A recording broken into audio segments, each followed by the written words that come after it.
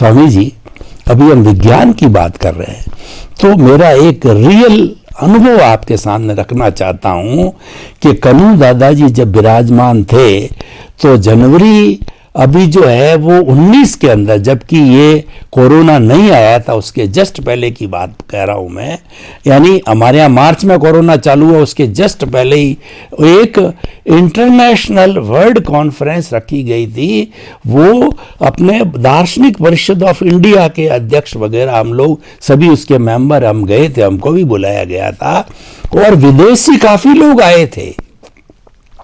अच्छे अच्छे लोग आए थे, क्योंकि जो इंडियन फिलोसॉफिकल कांग्रेस है उसके वो सदस्य हैं। तो एक अच्छा बहुत अध्यात्म और विज्ञान का समन्वय हुआ। तो एक वैज्ञानिक ने बड़ा प्रश्न किया कि ये आज दो संस्कृतियां चल रही है वर्ल्ड के अंदर, ईस्टर्न फिलोसॉफी और वेस्टर्न फिलोसॉफी। जो हमारी वेस्टर्न फिलोसॉफी है ये भौतिक विज्ञान पर आधारित है। हम आत्मा की बात करते हैं, बहुत मामूली बात करते हैं, समझते कुछ नहीं है, लेकिन भौतिक विज्ञान के हम मास्टर हैं। और आप जो बात करते हो, आप तो प्रारंभ से ही अध्यात्म की बात करते हो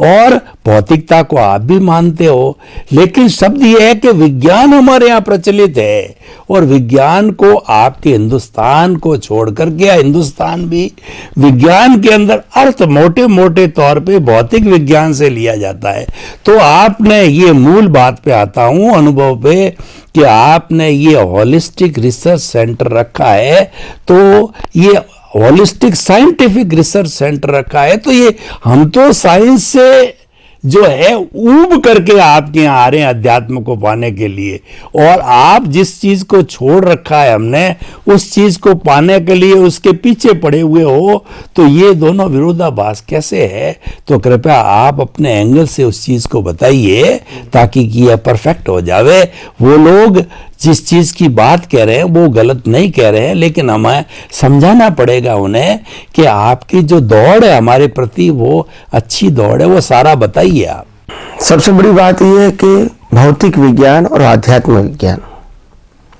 दोनों विज्ञान में तो डेवलपमेंट होना संभव है। दोनों की जानकारी वो डेवलपमेंट का ही एक प्रकार है, मगर जब आध्यात्म विज्ञान के अंदर कोई भौतिक विज्ञानी प्रवेश करना चाहते हैं तो उनके पास बेसिक डेवलपमेंट चाहिए आध्यात्म में प्रवेश करने के लिए। हाँ, उन्होंने जो पंच महाभूतों, पंच तत्वों को जो जान लिया है, 5 तत्वों को, अच्छी बात है, और पंच तत्वों को जान लिया है उन्होंने, तो वो अपने जीवन के अंदर पंच तत्वों के माध्यम से दुनिया का रहस्य तो समझेगा,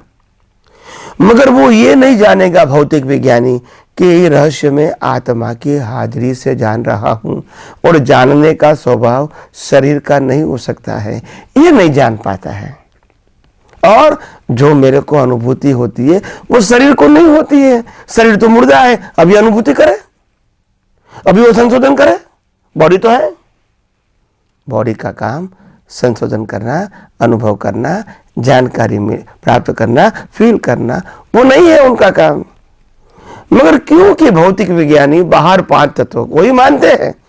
तो बाकी जो मूल तत्व है वो छूट जाता है, और छूट जाने के बाद उसी दिशा में उनकी दृष्टि भी जाती नहीं है, और इसीलिए डेवलप होते हुए भी यह अध्यात्म विज्ञान को समझ नहीं पाते हैं। मगर जब ऐसे भौतिक डेवलपमेंट वाले विज्ञानी अगर अपने जीवन के अंदर आध्यात्म विज्ञान में आना चाहते हैं,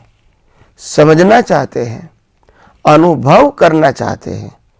तो एक बार वो आत्मा तत्व, कर्म का सिद्धांत और पुनर्जन्म का सिद्धांत और कॉज एंड इफेक्ट कैसे काम करता है वो समझ लेगा। सनातन सुख क्या है, बंधन और मुक्ति क्या है, ऐसे थोड़ी सी बातें बेसिक समझ लेगा, तो मैं समझता हूं ये भौतिक विज्ञानी भी आध्यात्म विज्ञान में स्पीड से आगे बढ़ सकते हैं। मगर फंडामेंटली उनको आत्मा, पुनर्जन्म, कर्म का सिद्धांत समझना पड़ेगा, और कॉज एंड इफेक्ट का साइंस भी समझना पड़ेगा, तो वो भी आगे बढ़ सकते हैं। मगर बात यह है कि जो भौतिक विज्ञान में डेवलप होते हैं वो आध्यात्म विज्ञान की ओर दृष्टि नहीं करते हैं, और जो धर्म के माध्यम से, समाज के माध्यम से जो आध्यात्म की फंडामेंटल बातें जानते हैं, जैसे आत्मा, कर्म का सिद्धांत, पुनर्जन्म का सिद्धांत, बंध और मोक्ष की बात जानते हैं, कर्म और कर्म फल की बात जानते हैं, वो व्यक्ति सनातन सत्य कंप्लीट नहीं जानने से वो भी आध्यात्म मार्ग में आगे नहीं बढ़ सकते हैं। तो दोनों का समन्वय होना चाहिए। क्या बताया? समन्वय। 6 तत्व की जानकारी होनी चाहिए, और 6 तत्व से दुनिया कैसे चलती है वो समझ में आएगा, तभी तो अज्ञान निकलेगा, तभी तो मेरा तेरा निकलेगा, तभी तो क्रियाकांड मैं करता हूं, तुम करता हूं, वो कर्ता पर निकलेगा। अगर ये नहीं जानोगे, 6 तत्व को नहीं समझोगे, तो ये सनातन सत्य समझ में नहीं आएगा, तो कर्ता भाव मालिकी भाव तो रहेगा ही, और अज्ञान नहीं जाएगा, और संसार में आपको सुख लगेगा, वहां तक तो भटकना ही पड़ेगा। मिथ्या ज्ञान, मिथ्या दर्शन और मौनी कर्म, तीन चीज को तो हम अज्ञान कहते हैं, और यही 3 चीजों से हमको भटकना है। तो इसीलिए जहां तक हम इस बात को सही दृष्टिकोण से नहीं जानते हैं, नहीं मानते हैं, नहीं समझते हैं, वहां तक हमको भटकना पड़ेगा। इसीलिए समन्वय ये है,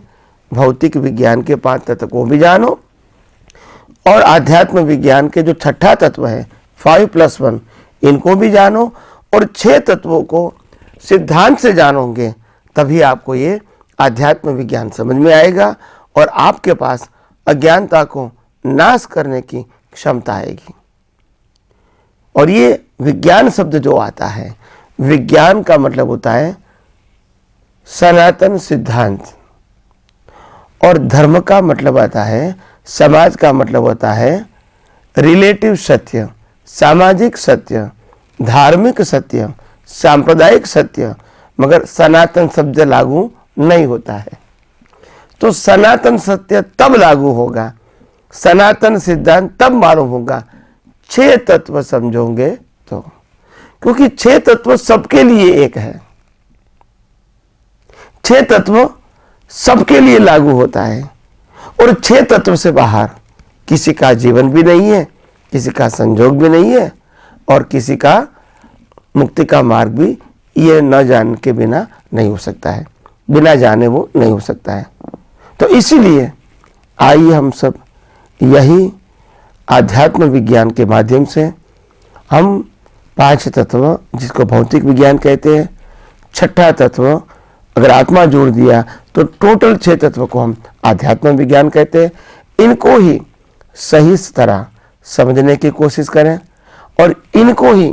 6 तत्वों को यथार्थ रूप से अनुभव करने की कोशिश करेंगे, अपनी दृष्टि में सेट करने की कोशिश करेंगे, तो मैं समझता हूँ आध्यात्म विज्ञान में आगे बढ़ने में और सनातन सत्य समझने में, अनुभव करने में आपको जीवन में कोई बाधा नहीं आएगी, और यही विज्ञान के माध्यम से आप खूब ऊंचाई पर जा सकते हैं। तो आइए हम सब यही आध्यात्म विज्ञान को और डीपली और ब्रॉडली समझने की कोशिश करें, और अपना जीवन धन्य बनाए। यही मेरी आप सबको, दर्शकों को शुभकामनाएं।